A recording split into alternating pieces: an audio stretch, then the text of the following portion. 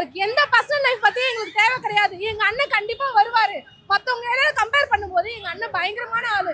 அவர் வருவாரு, எல்லாருக்குமே நல்லது கண்டிப்பா செய்வாரு, மக்களை எல்லாரும் கண்டிப்பா காப்பாத்துவாரு. இந்த தமிழ்நாடே ஒரு லெவல்ல மாற போகுது. அதை கண்டிப்பா நீங்க எல்லாரும் பார்க்கதான் போறீங்க. நம்ம ஓட்டு மூலமா எல்லாரும் மாத்திதான் போறோம். ஓகே, அவர் அரசியலுக்கு வந்ததுக்கு அப்புறமாவே இப்போ ஒரு கட்சி தலைவரா ஆயிட்டாரு. அதையும் தாண்டி இப்போ ஒரு எலெக்ஷன்ல ஜெயிச்சிட்டாரு அப்படிங்கிற பட்சத்துல அவருடைய ஆட்சி காலத்துல நீங்க என்ன எதிர்பார்க்கறீங்க? கண்டிப்பா நல்லதா செய்வார் அண்ணன். கண்டிப்பா மாற்றம் வரும்.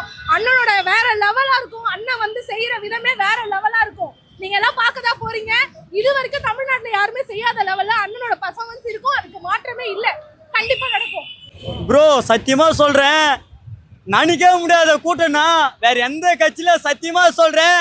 ரெண்டு பேருக்கு நடுவுல தான் இங்க போட்டியே. ஒன்னு டிவிக்கு, இன்னொன்னு டிஎம்கே. சத்தியமா வேற யாருக்கும் இவ்வளவு கூட்டம் வராது, வரவும் முடியாது. ஓகே, நீங்க என்ன அவர் அரசியல்ல வந்துட்டாரு, இப்ப எலெக்ஷன் ஜெயிக்கிறாரு அப்படிங்கிற 2026 நாங்க தான், டிவிகே தான், வேற யாராவது மாத்த முடியாது. இவ்வளவு பேர் சொல்லுவாங்க டிவிகே. விஜய் அவர்களை பாத்தீங்கன்னா எப்படி இருந்தது இந்த மூமெண்ட்?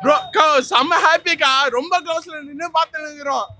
ஓகே, இப்போ விஜய் அவர்கள் வந்து பாலிடிக்ல ஜெயிச்சிட்டாரு அப்படிங்கிற பட்சத்துல இந்த 2026 எலெக்ஷனை ஜெயிக்கிறாரு அப்படிங்கிற பட்சத்துல அவருடைய அரசியல் ஆட்சி காலத்துல நீங்க என்ன எதிர்பார்க்கறீங்க அவர்கிட்ட இருந்து? தமிழ்நாடு இன்னும் மேல வரும்க்கா. டிஎம்கே எல்லாம் வந்தனா வேலைக்கே ஆகாது. நம்ம அண்ணன் தான், டிவிகே தான் இங்க 2026. ஓகே, இப்ப பொதுவாவே விஜய் அவர்களுக்கு வரக்கூடிய கூட்டங்கள் வந்து ரசிகர்கள் தான், தொண்டர்கள் யாருக்கா சொன்னாரு ரசிகர்கள்? டிவிகே தாங்க, எல்லாம் பாசம் தாங்க.